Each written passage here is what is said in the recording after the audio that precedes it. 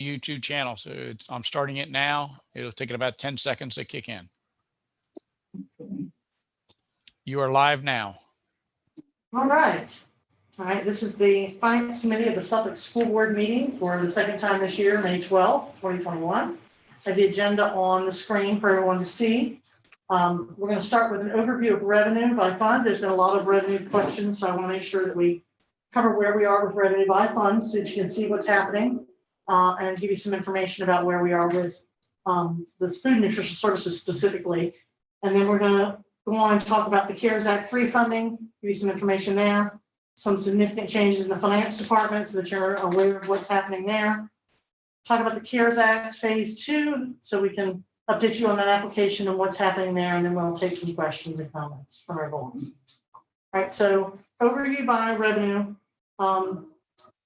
The operating fund revenue is actually in really good shape. We have received about 80% of our revenue for the year. The benchmark for that month is 83%, so we're very slightly off. But really, we're on track. The state holding us harmless for the number of students has helped. However, just like in every year, we will not know our final state money until the middle of June. So it makes it very difficult for us to plan to close and come to this board in June about anything that we need to do with closeout, because many times you have already met before we ever get the numbers. And so we have to wait that long to get our numbers. And until we know those final numbers, we can't make real plans to spend. We have a plan, but we can't make solid plans until we know our numbers, which is the reason for that resolution that's going to the board.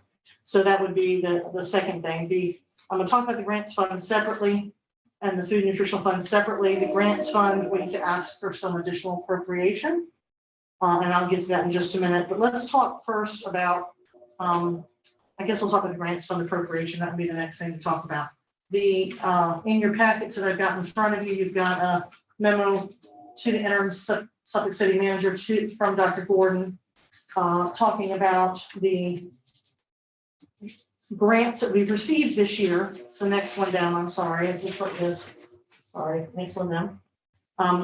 And we've set up 2 years of the technology funding from the state. We set up a STEAM team grant from BDOE, a CTE grant from BDOE, food and nutritional services grant, 2 separate Title IV grants and a Title III grant, in addition to CARES Act 2. So we're asking the city in June to appropriate, not reappropriate, but to appropriate to us this money so that we can set these grants up and spend some of this money this year. There are plans in place to spend some of it, not all of it, and all we're asking for is what we will probably spend through June 30th. So that would be an additional $3.3 million that we're asking from the city, which again flows from the state. It's not money they're having to come up with. Flows from the state directly to us, but we have to have their approval, and we'll come to the board for your approval on that as well in June. All right.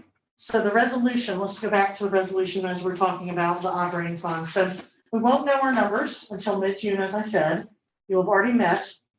We have been meeting all year about things that we need to talk about for year end and priorities, and the entire cabinet starts a list probably mid-November, and we work on it from mid-November until right through year end of needs and things that we have replacement cycles, as we've talked about before. We have playground needs, we have parking lot needs, we have lighting needs, we have all kinds of needs that don't actually make it into the budget. So if we have savings of any kind, and as you can imagine, a 1% savings on $168 million is quite a bit of money. And so any savings whatsoever, we try to give the board a list in this resolution that we bring to you in May every year of the things that we feel like we would like to, if there is money available, to spend the money down on so that we do not return money to the city. When we don't feel like we're having huge sales tax problems like last year, we can move forward because we have a better handle on what the money's going to do. But you can see here, we've got quite a few items on this list. Paving parking lots has to be one of the biggest ones. Yeah. Because they're just in some of them are in not very good shape. Professional painting, as you know, we're on a rotation for that. And this year it is Lakeland High School and Kilby Shores who will be painted full interior. Repair and resurfacing the tracks in the pole vaulting areas. Carpet and tile replacements in various schools. We are trying to replace anywhere there's carpet, we're trying to replace with tile because it's a whole lot easier to keep up, a lot less allergens, those kinds of things. So we ongoing work there. Teacher desk replacements, conference room, lobby chairs, and office furniture replacement at various sites. We've been for the last 3 years trying to slowly replace some of these chairs that sit out in the lobbies of the schools and some of the conference room tables that are 20 and 30 years old, things like that. So we try to put some money out there for that. Replacement of two 2006 trucks, a 2006 truck and a 2004 truck for facilities and maintenance, and one for transportation. So we're replacing those. Some equipment for the Center for Production and Performing Arts at Lakeland. Replacement media books. We'd like to try to give each elementary school 11,000, middle school 4,000, and high school's 5,000. Again, we try to do that on an ongoing basis, but we feel like it's been 3 years since we've given them a set amount of money, and it might be time to look at their electronic books and the things that they're doing and make sure that they can meet the needs of the students both electronically as well as paper books. Security camera management system. The security camera system is outdated. It is end of life, so we have to replace that. We've been out for bid. We've got, I believe they had 5 vendors this week. They narrowed it down to, trying to narrow it down to 2. So we're looking to do that if we can. 10 school buses to keep us on track with the, as you know, we had the transportation report about 4 years ago. So we really should buy 17 a year, but we think we can do 10. Monitors for the school cafeterias and offices. As you know, there isn't a monitor in every cafeteria, or even not even one in a lot of them, but maybe several, and there are none in some of the offices. So we'd like to try to fulfill that need if we can. Transportation radios, the radios that our bus drivers use, are at end of life and must be replaced. And there's about 230 of those. And so they're pretty expensive, and we hope to get that done. Elementary replacement desks for secondary schools. As you know, we've put an emphasis the last several years on those project learning desks for elementary schools specifically, some middle schools, but we really have left the secondary schools pretty much alone, especially high schools. So we're seeing a lot of requests for desks that are broken and things. We want to replace those. And then replacement boilers at Kingsport Middle School. And now not all of this will get done. This is our wish list. If we had all the money we'd like to have to do things, this is our wish list, and we've pared it down tremendously to get it to this. But we're seeking the board's permission tomorrow night to do this work if we can. So, and again, it will all depend on money, and we won't have it all finalized until August when we actually close the year down finally. And Dr. Gordon, of course, will have the final say as per this resolution to decide what stays and what doesn't based on the money we have finally for them. And what doesn't go, it's on the list for next year, and we try again. All right, so that's the grants fund. We've seen that, as well as the operating fund. The food nutritional service is a little bit more complicated. A lot of numbers here. I apologize. Probably better to look at your agenda because they kind of got messed up when I blew them up here. As you know, food nutritional services, the USDA is not funding lunches right now. They're actually going through the state's funding for student lunches and for reimbursement for lunches. And so with that, we're seeing a difference in revenue. Of course, we're not collecting money from students for lunch anymore. So we have that issue. There's not as much catering, those kinds of things. And so the revenue as of April is $2.6 million, almost $2.7 million. Now that sounds like a lot of money, except when you think about their overall budget, it's like $7 million. So actually, yeah, $8 million, $8,546. So they're at 33% of their revenue for the year, when they really should be at 83%. Now, again, it sounds alarming, but I'm not alarmed, I promise you. Their expenses are down as well, $4.8 million. And so they have receivables of about $600,000 in April. So if you bring that into that, you'll get over the $5 million mark. Their fund balance last June, thankfully, we've kept fund balance. And that's what this is. In this fund, we can keep fund balance. So the fund balance we started with was 4.2 million. And the difference in the fund balance, if you look on the third from the bottom line and then the very bottom line, it looks like we're going to spend down about 2.4 million of that fund balance just in this year's differences. So just be aware of that. I'm not trying to raise any alarms. I just want everybody to be aware of it. Certainly, once you've spent fund balance, you can't get it back, right? You have to operate in the black each year so that you don't do that. But if we were ever going to save it for the rainy day, this has been the rainy day. So we've used it appropriately. We've used it for what it was intended for, and we have not made plans through the budget process to use that entire amount to meet budget next year. As you know, we use a little bit each year to do the budget for the following year, but we have not made plans to use that $2 million to meet operating costs for next year. And of course, we know that the revenue will begin opening up again as we open schools and have children back in school. But we just want you to be aware of this. We want to make sure that everyone understands that we are spending fund balance down as we should for the rainy day, but that we're being careful with the funding. I guess is the best way to put it. All of us are watching it. We're being very careful with the funding, and we'll end with a healthy fund balance. It won't be as large as we've had in the past, but it certainly was still a healthy fund balance for that fund. Okay. Any questions on any kind of revenue or the resolution or anything? So I had a question on the resolution. Yes, ma'am. I guess you said this is a dream package. Yes, I'd love to be able to do all of it. Right. So if we cannot do all of it, or there are priorities that we would go to, Dr. Wood? Yes, ma'am, definitely. As Ms. Forsman mentioned, parking lots is definitely going to be the main thing. Parking lots and getting our painting done, refinishing the gym floors, and probably teacher desk replacements and student desks. We always want to make all of our choices so that schools will benefit the most on anything that we do before we kind of get to the second tier items that we may have a little bit more time on to get done. That's what I was, that was my question. Thank you very much. I believe that I know. Before I say I know, I believe that I know. The with CARES Act money, we were able to do the ventilation systems and those kinds of things that I expressed concerns about, the air filters and those kinds of things. We were able to do the CARES Act money. Yes, ma'am. All the So, medical organizations. Yeah, so those things we were able to take care of. And those were in the budget. We just were able to get extra money to do those those. were the CARES Act money. That's what I was saying with that. We were able to do those kinds of things, so we don't have to worry about those kinds of things with this money. Right. I got you. And there's a common misconception out there that the CARES Act money can be used to move things off the operating fund. And they And can, it and cannot. that is exactly why I said that. I wanted to make sure that we knew there's a fine line of what you could do with that. And what you could do with this. Lots of strings on that money. That's And right. you'll hear some more as I talk about that. There's a lot of strings on that money. And it's not something that we can just decide we're going to spend something on. We have to go through a lot of hoops to do that. And there are a lot of things on that money that we have to do.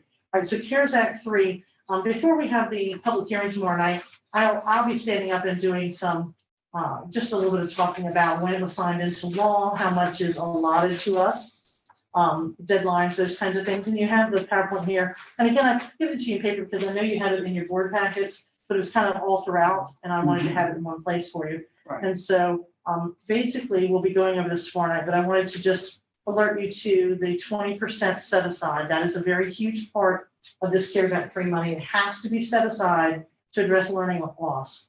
And it has to be evidence-based interventions. It can't just be any intervention. It has to be evidence-based interventions to respond to students' social, emotional, academic needs to address the disproportionate impact of COVID-19 on those underrepresented student groups. It is very specific what you can spend this 20% of this is. And of that 27 million, you can see 5.4 represents that 20%. Okay, so that's an important piece here. That's a minimum number. That's a minimum. Yeah. Yes.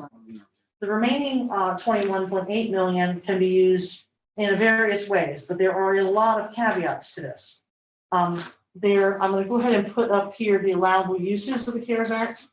I've shared this with the staff, the cabinet specifically. There's lots of ways that we can use the money, but there's a lot of ways we cannot use the money. So I'm going to go to the cannots because there's a lot of good ways we can, but we cannot use it for raises Right. or bonuses. Now, I say that, but you can use it for a stipend to help attract people to work, keeping people to work, those kinds of things, but not for bonuses. Okay? Technology infrastructure outside of connectivity for the virtual learning environment. Other hours there. Hiring new staff that cannot be sustained, you cannot do that. Okay? Cannot do that. So if when you're, when you say hire new staff that cannot be sustained, correct. we want our new counselors. I know we're talking about new counselors for the purpose of working with our students who've been out for emotional support. We talked about those positions. Yes, ma'am. We cannot use this to hire people that we can't keep after this money is over. Absolutely. So that position that we have cannot be sustained with this.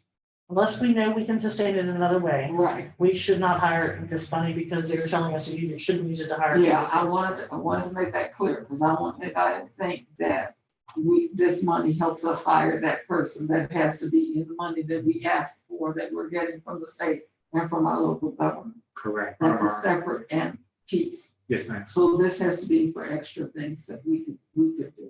That's Correct. only temporary. Repairs to schools that are not linked to air quality, sanitation, cleaning, or exposure to the environment, health hazards. Those are not allowable. We Okay. can't just decide we want to replace carpets with this money. You can't do that. Okay, You can't say you want to buy furniture with this money. You can't say you want to, add to the classrooms. You can't do those things with this money. Supplies that aren't linked to mitigation strategies or virtual learning, can't do it. Mhm. Okay? If we need manipulatives for each child because you don't want them cross-touching, absolutely. But if you just want to buy supplies for kids, yard signs, et cetera, you can't do those things. You cannot do those things. right. Furniture, obviously, you can't do. Equipment replacement not linked again to mitigation and virtual learning. Maintenance of buildings and grounds not directly related to that air quality that we talked about. And capital improvements not directly related to mitigation strategies. So those are things you cannot do with it. Now, the things you can do with it are great. On the other side, there's just a lot of strings you have to do. All right, so of course, the implementation of evidence-based learning interventions, addressing social emotional learning, those kinds of things, summer learning enrichment, extended day programs, everything that's going to help learning loss, absolutely. Training, professional development, supplies to sanitize and clean, repairing and improvement facilities like the ionization units, things like that.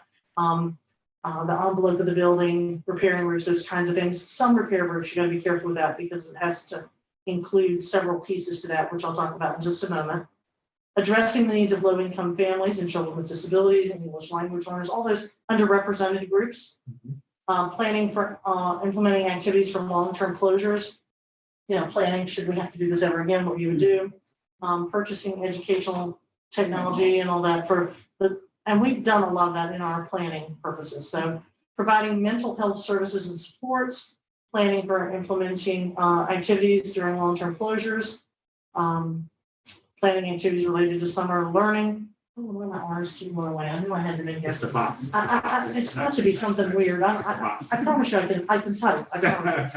Sorry, I'm seeing what the type is. And other activities necessary to maintain operation of continuity services with the building. Now, here's the thing. We have to use any kind of construction, anything that can be construed as repairs or construction, we have to use Davis Bacon wages.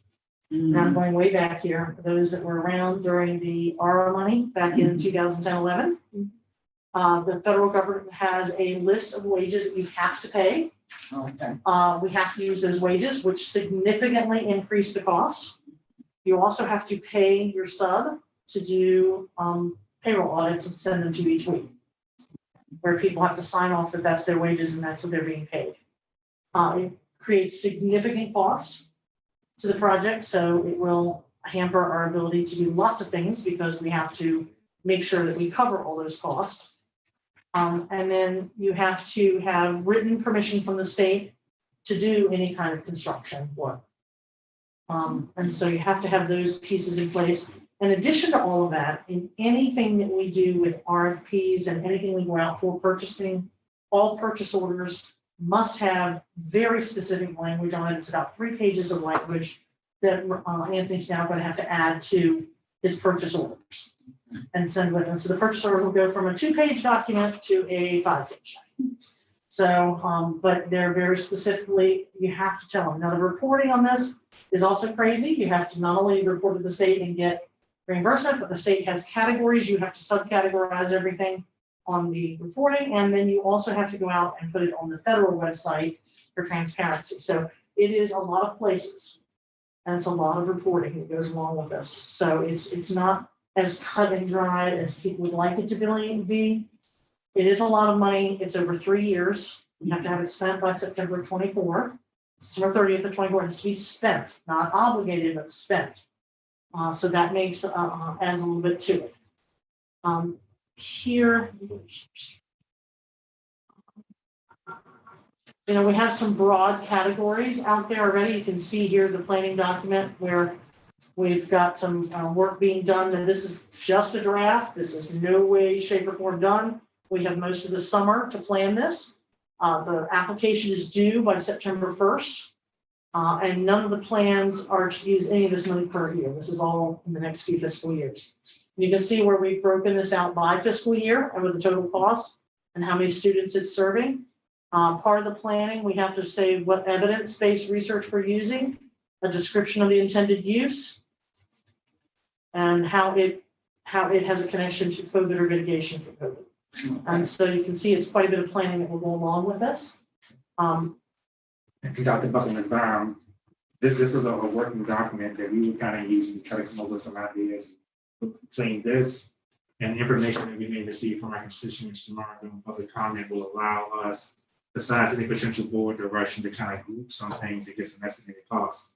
We're using, one of the things that Ms. Forsman did mention is, this is today's dollars. Right. And because of the expiration on September 30th, 2024, it's going to increase. It's probably going to increase. And this also includes our technology replacement cycle. That's going to be one of the main things that we have to do, is most technology we buy has a 3-year or 4-year lifespan.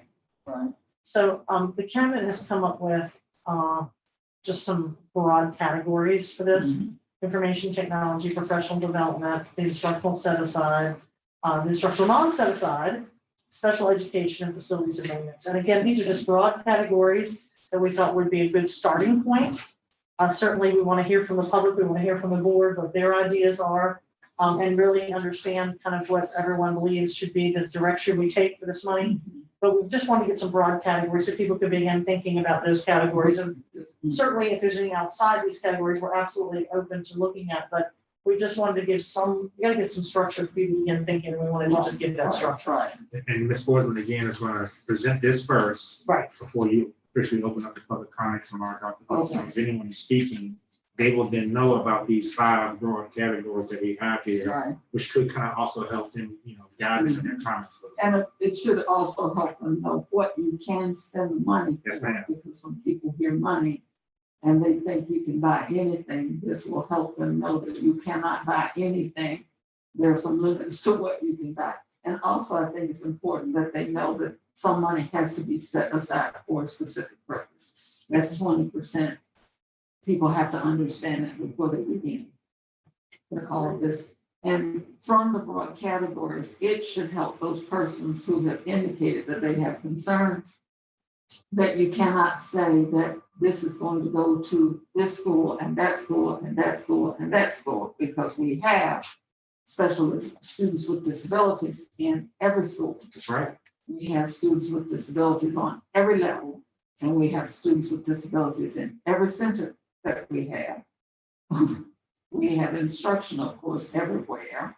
We have professional development for everybody, including board members, I hope, this year. And information technology, of course, is everywhere. So this is going to be something that I think will be informative for the public. And it also includes facilities and maintenance, which is a broad category as well. So I think this is very good. And it'll give them some structure as they begin. So you'll do this first. I'll do that first. Then we'll Okay. open it up for public And then comment. we'll open it up and ask the public to give us comment. Okay. And then, as I said, the application is due by September 1st. So we'll be planning over the course of the next few months after we hear from the board and from the public as well. And then a draft application will come to the board in August before we send it up to the state, so that the board can see that as well and then make comments and have, I think that's an action item usually. It's very similar to what you all did with the CARES Act too. Because it's- We're basically going to follow the exact same process with this. One of the feedback that we got from the state was to make sure they kept it as consistent as possible, Okay, mainly because of the extra layers that Ms. Forsman spoke about. When we had to do an instructional plan this year to kind of let the state know how we were going to provide instruction, we got to do a health plan, instructional plan. Those are some of the boxes that we kind of had to check. Because this is a larger amount of money, they have been very increased the rigor, so to speak, absolutely, on absolutely. the overall documentation, Right. including making it mandatory to have a public comment before CARES Act. So, for CARES Act. Mhm. And I think that's a good idea, but I think it's critical that people understand first what you can do with it. And what you can't do with it, so that their expectations will be appropriate. We will get them in the right way. That's correct. So those are some pieces to three that, we've started. The document I showed you is very much a work in progress. It's just people being able to just add things that they think might be workable. But that document, and we're waiting to hear from the board and the public, and then we're gonna spend the rest of probably June and early July really nailing down and planning this thing, because it is over several years. And we want to make sure that we are doing what we need to do to address the learning loss and to put those mitigation strategies in place and to meet the needs of those students. And it takes a while to get all of that down. And of course, we're just coming through testing, so you can imagine there'll be some data that we use for that as well to make these plans. So with that being said, that's all CARES 3, and that really is not going to happen much until the fall. Okay. I'm going to skip over the finance department for a minute, because really since you have CARES Act 2 in front of you, I thought, well, it'd be good to look at CARES Act 2. CARES Act 2 has been approved, just been approved by the state. And this is, again, the document we dropped you all in draft, showing it on the screen, that talks about what we would be doing with CARES Act 2. And so this now has been approved by the state. You can see very little happens in our current fiscal year, about $1.8 million. It includes those plexiglass barriers for the teacher's desk, some handheld spray devices, interactive whiteboards. The rest of those interactive whiteboards, will be spending most of that this for June 30th. And then the rest. I'm sorry, I understand some teachers are very excited about using this. I think they are. So we've got a lot of good feedback on those, but they won't all be in by June 30th. We still have, $1 million that'll go into next year, because they just keep them all installed.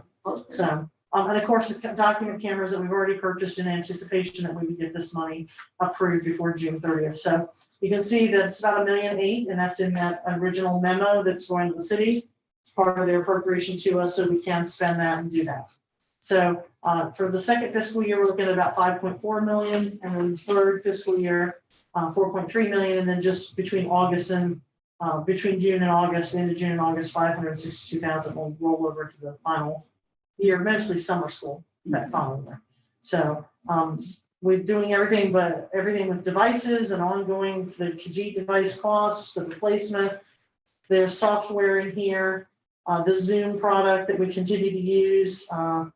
Again, those cameras we bought, the interactive whiteboards, are the big purchase with this money. That's one of the biggest purchases. And then enhancing our summer school, making sure that our summer school for the next few years really helps the kids make up some of that learning loss, because you can't do it all in one summer. Right. You never do it all in one summer. And so it gives us some time to work on that over the next few years with those students. And that's one of the key things right there, and I'm glad Ms. Forsman just mentioned that. And Dr. Buckman Brown, I mean, you all have heard me say this so many times. This is going to be a 3-year recovery period. Oh, absolutely. And you can tell by the way that the federal government as well as the state has stretched this out, so that each amount of CARES Act is given is always in a 3-year window. And we're believing that with the structures that we put in place, these purchases right here, not only, one of the main things that Ms. Forsman and I discussed was sustainability. Sustainability versus replacement cycles. And how much can we be able to do really over the next 4 years when we add CARES Act 3 onto it. And with the whiteboards, the interactive speakers that John Littlefield has purchased, having online software, I mean, you see the cost in here for Zoom, because we know that there's a teacher shortage across the nation. That's why you see the cost of proximity learning there. for those courses and sections that there's just not a teacher in Virginia, or sometimes on the East Coast, that we can hire. Textbook adoptions, you know, and our expansion, that the presentation that Dr. Branch did with the summer series program, that is our enhanced free summer school. We want to try to keep summer school free for our families to be able to allow them to also recover, because we know there's been a financial burden because of the pandemic. That is something that, you know, Ms. Sportsman and I definitely pushed for, and our rest of our team was on board with. So we want our school community to understand we have to be very patient with this. 3-year recovery plan. Everything that we're purchasing is going to have a long-term positive effect on the school division, going through the CARES Act 3 specifically, Section 32.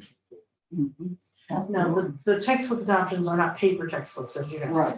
This is e-textbooks, because as we move to a virtual platform, you know, we didn't have e-textbooks. Right. And there are just some things you can't get open source. And so we've put $1 million in next year and the following year in this to kind of make up those shortages, if you will, for e-textbooks. Okay, so that, because the state money isn't going to do it, and the state money's not going to do it by itself. And so this will allow us to supplement that, and really, by the time we finish this, we will have 7 years of textbooks.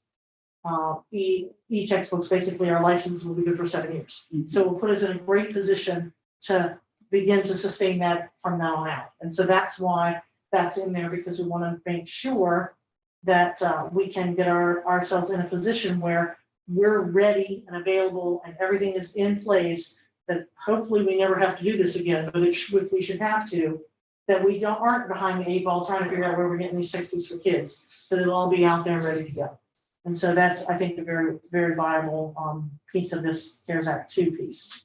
Now, let me ask you something. Will our I-Ready and our Teach Town that continue over with CARES 3? You know, the I-Ready Yes. program and some of the other stuff that we had. That is definitely the plan. We actually had it written down in our draft format. Okay. And we were actually hoping that we'll be able to even go past Further, 2024 with but that. I was wondering if we could keep those things. Definitely. We're getting a lot of good positive feedback from the program. We already have them here in CARES 2 through 23. And so we'll pick up that next year in CARES 3 as part of our planning. And then from there, make some decisions about what we want to make sure we have in the following year's budget. But we will continue to look at each of those each year and make sure that they're still meeting needs. Because 3 years from now, who knows what they'll have and what's out there. So we want to keep it year to year until we really get to the end. But we've made plans, as you can see here, to keep some of those the next 2 years at least. And then in CARES 3, you'll see some of that as well as we start doing the draft on that. All right. Any other questions on CARES 2? Again, we're not setting this 12 million up in this year. We're only asking the city to appropriate the $1.8 million, because that's what we feel we'll spend by June 30th. And then we'll move on and we'll appropriate. We've already got in the budget the appropriation for next year that would cover next year's one.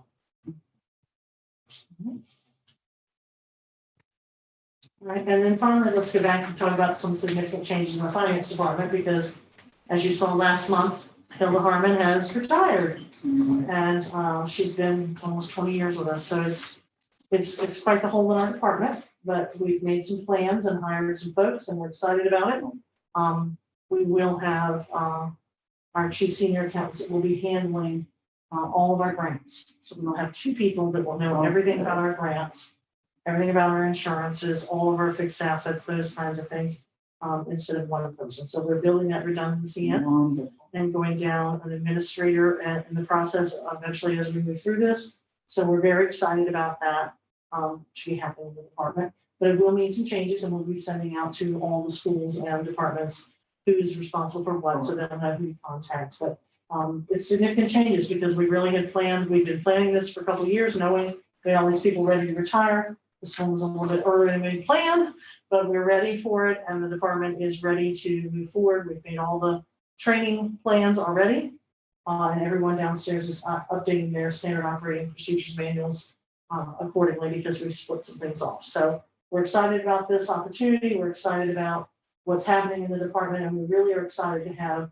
2 people instead of 1 person that will help us with the audits in the schools and all those things. And just for some additional feedback, and Dr. McQueen and I talked about this briefly, this will be part of the new organizational chart that I present to you on June So you can see with us kind of changing some things around, with basically dividing those positions into two. And also adding in, if we get the money for our budget, those new positions that are part of our proposed budget, so you all can see where everything goes. But also the adjustments that Ms. Forsman had to make to the finance department. This is, I'll be honest, this is the one department I'm worried about. Yes, Because a lot of people were eligible to retire at the exact same time. I know, when I saw this, I sort of cringed. Yeah, right. So, but I'll give it to her because one of the first things that Wendy and I talked about over a year ago, succession.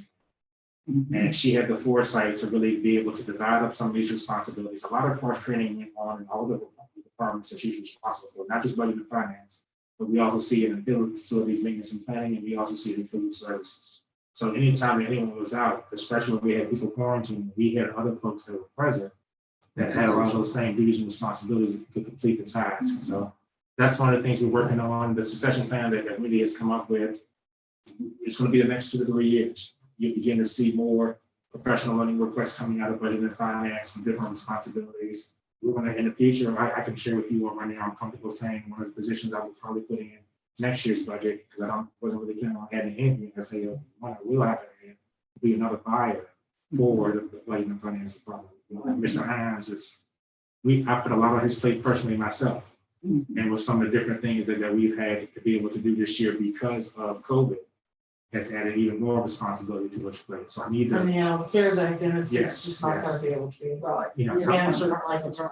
Right, so that would be probably the only position that in the future I'm kind of looking to add here. And that's mainly because, as you all explained to me in the beginning, budget and finance is one of those departments that was very thin. So we've made lots of plans. We're still continuing to plan. Are there any questions? Anything I can answer? Anything concerns? No, I think. I just want to say, I think Dr. Gordon and Ms. Forsman in your finance department, y'all are planning accordingly. And it's a lot to take in.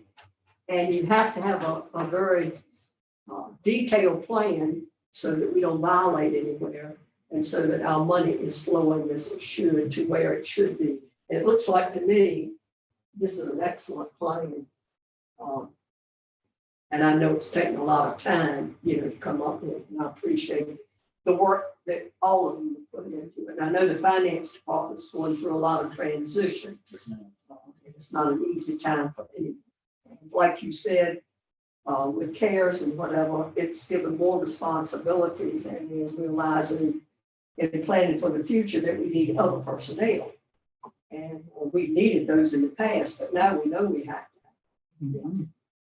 That's a wonderful thing. You can add those people in. It can really help. What certainly makes you sleep better at night to know you have 2 people that can handle instead of just one. Right. My folks in payroll, I've been telling them all along, you need to be in a bubble, don't go anywhere, don't do anything. I need you, don't do anything, So it just makes it hard, and it makes, it's hard for them too, because they feel such a responsibility to get the work done. And so it makes it easier for them too. So I think the staff appreciates the ability to have more than one be helpful and responsible and backup and stuff. So, and I know that they're finding that out at food service as well as in the facilities department, they really are seeing where having a cross training, having that other person as the backup, just gives you, just that sense of security. Okay, if I can't absolutely be here, someone else can handle it. And it won't be that something falls or something doesn't happen. And I think Dr. Gordon, when he first came in, started that idea, even with the clerk position. That's exactly right. Because we realized we have to have backup a lot of times, and now we know it even more. So I commend you for having foresight to think about those things. I don't have a question, but I would say, to what Mrs. Brown said, you all have done an outstanding job with this and just keeping up with all of this and working as a team and coming up with this, especially under pressure.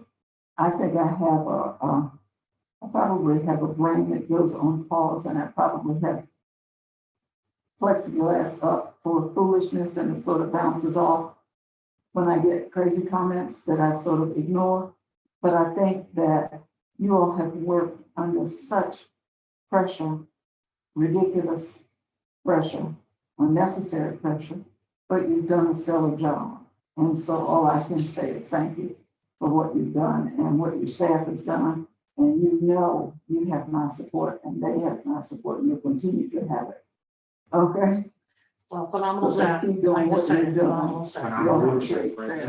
there. You do. Phenomenal staff. You really do. Thank you. Because when I, like I said, when I looked down and saw this, I wanted to look away and say, please don't say, please don't say somebody else is going. Okay, please. No, but we like to keep you, this committee especially like to keep you abreast of the things that are changing because it does affect what we do. It does indeed. It And does indeed. it affects And as we handling plan. all of this is difficult. It really is. I'm glad to hear, Dr. Gordon, that we do have, and we're looking forward to having some people who can handle it. That's right. Because it's a huge task. And as our budget grows, You need more people. you need more people. I mean, that's a great correlation right there, Dr. Black, because, you know, we're all excited and people are talking about the additional money that we have. Overall, budget has increased, but because the budget has increased, responsibilities also. They have, and I got a lot more to handle. that's right. I've handled federal grants before, and I'll tell you, people have no idea. It's wonderful to get them. And fortunately, I didn't have to do the details. There was a staff or department that did the details. All I had to do was ask them what I could have, what I could spend and how I could spend it. But I'm telling you, you know, I know it's a massive job and you all have done a great job in doing what you do. But we know how to do it and just keep doing it. So just keep doing what you do. All right, if there are no questions, I think we're done. So thank you very much. Thank you. Well,